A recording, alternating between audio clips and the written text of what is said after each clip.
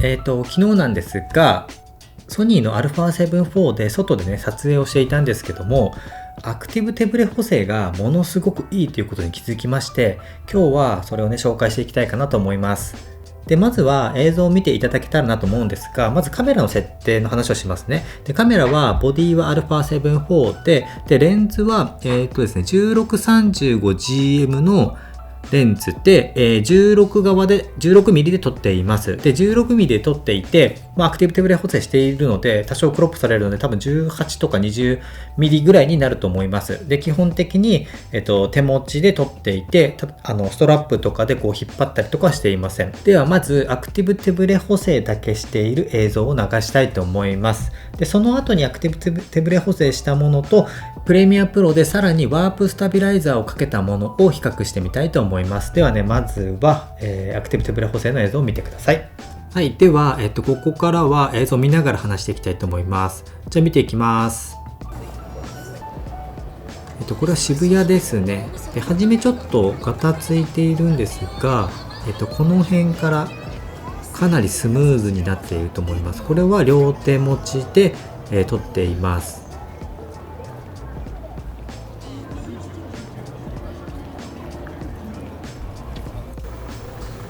これも同じような場所なんですけども、後ろから前に歩いている人撮っているんですけど、かなりブレがないと思います。ただ時々、カクっていう風になんか動くシーンがあるかと思いますが、ほぼ気にならないと思います。で、これは上を撮りながらそのまま下に持っていって歩きながら撮っています。ちょっと狭い路地ですね。これも時々ね、やっぱカクンって動くんですけどね。で、次階段ですね。階段なんですけど、ですね、この辺とかね、ものすごいスムーズになっていると思います。もうジンバルみたいな感じで。ここすごいですよね。はい。で、次場所変わって、これ国立競技場ですね。天皇杯の決勝を見に来ました。はい。で、ここも手持ちで歩いて、ちょっとパンしたりすると少しカクついたりしますが、許容範囲というか全然気にならないと思います。で、これ中に入りました。スタジアムの中ですね。で、歩いてるんですけど、ここもかなりもうジンバルみたいな感じですね。で、ここがスタンドの階段を降りながら撮っているんですけども、ここはね、片手ですね。左手が見えてるので片手で撮っていると思います。片手で撮っててもこんな感じですね。はい。で、これは帰り道の、ゾロゾロ歩いてるシーンを後ろから撮っていますが、こちらもかなりスムーズになっていると思います。はい、という感じで、アクティブ手ブレ補正の映像を見ていただきました。いかがでしょうか？僕は撮ってる最中はもうファインダー見てて、もう全然手ブレしてないような気がしていて、もうジンバルを使っているような感じがしていて、すごいなと思いました。で、ここからはアクティブ手ブレ補正をした映像と、アクティブ手ブレ補正とワープスタビライザー、プレミアプロのワープスタビライザーをかませた映像をそれぞれ比較していきたいと思います。で、はじめはワープスタビライザーをかけていない映像とワープスタビライザーをかけている映像を画面半分に分けて見ていきたいと思います。で、その後にそれぞれの映像を左右に分けたものを見ていきたいと思います。で、最後にワープスタビライザーオンだけの映像を流していきたいと思いますので、目次にそれぞれのタイムライン書いておきますので、ぜひね、見たい形で見ていただけたらなと思います。はい。では、それでは、ワープスタビライザーオンとワープスタビライザーオフの映像を見ていきたいと思います。はい。それでは見ていきたいと思います。左が先ほどの映像ですね。で、右がさらにそれにワープスタビライザーをかけた映像になります。で、こうやって比較しますと、安定しているところはそんなに違いは見えないんですが、アクティブ手ブレ補正の時だけでちょっと画面がガタついてるとかクッと動く時とかもワープスタビライザーをかけるとそれがほとんどなくなって、もうジンバルで動かしているような感じに見えます。この辺も左は少しねゆらゆらしてるんですけど、右の画面は全然動いてませんね。先ほどはアクティブ手ブレ補正だけでもすごいなと思いましたが、こうやってワープスタビライザーをかけることによってさらに安定した映像になると思います。ただワープスタビライザーかけると、そのガクついた時に画面がにじむっていう現象が起きるんですけど、それは時々見られるような気がしますが、さほど気にならないかなという感じですね。この辺とかもかなりスムーズだと思います。ア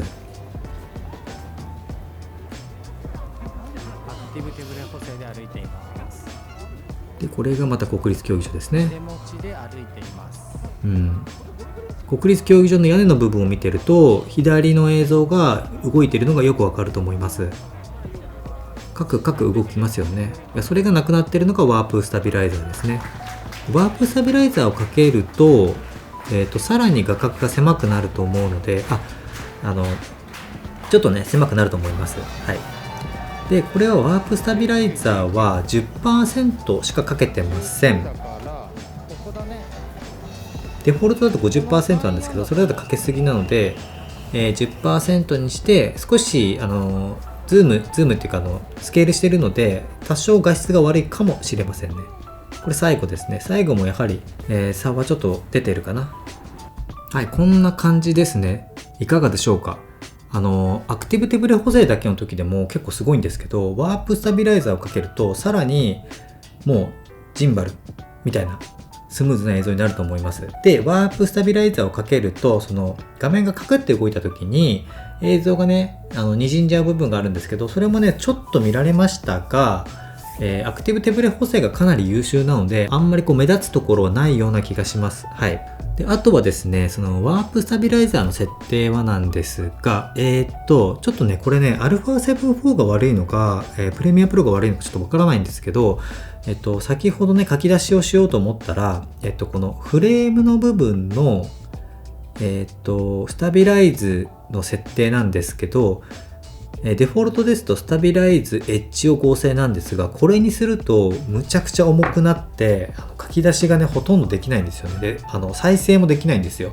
でこれ M1MacBook の M1Max の最高スペックなので、前の iMac とかですとそういうこと一切なかったので、どちらかが悪いような気がするんですが、そういったことがあってもう書き出しできなかったので、今回は、このフレームっていう部分をスタビライズ、切り抜き、自動スケールっていうものにしてみました。これにしたらねスムーズに動くようになりました。はい。で、滑らかさを、10% ですねにしています。デフォルトは50ですが 10% にしてみました。もう少しね少なくてもいいかもしれません。はい。こんな感じでやってみました。ということで、あとは今の画面だとちょっと見にくい人もいたかと思うので、それぞれ分けた映像と、最後にワープスタビライザーをかけただけの映像を流していきたいと思いますので、ぜひ見てみてください。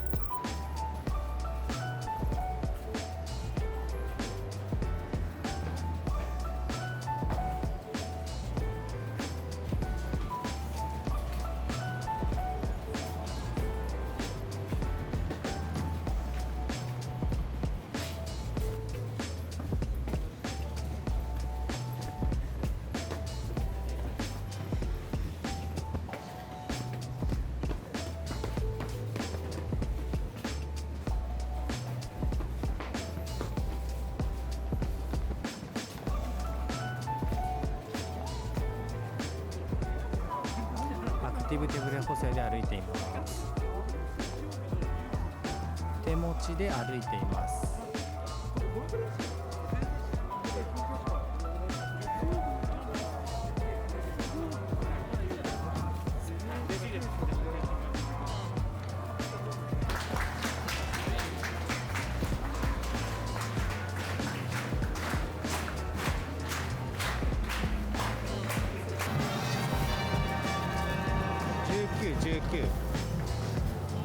19だからここだね。この34だと思う。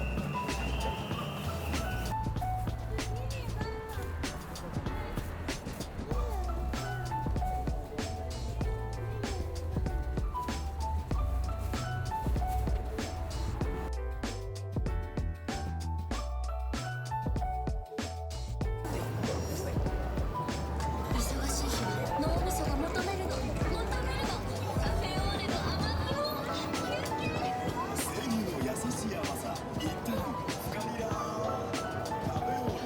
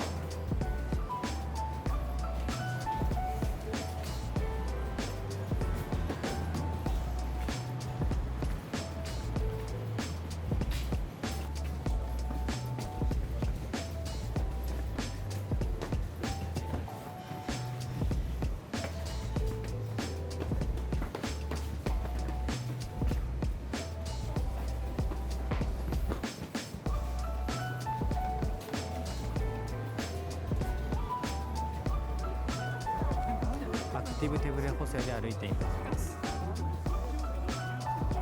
手持ちで歩いています。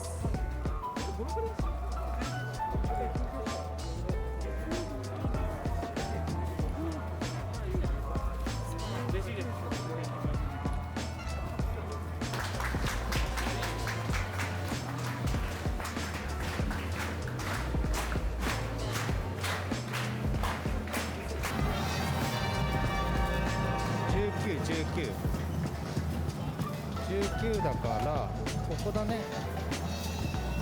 この34だと思う。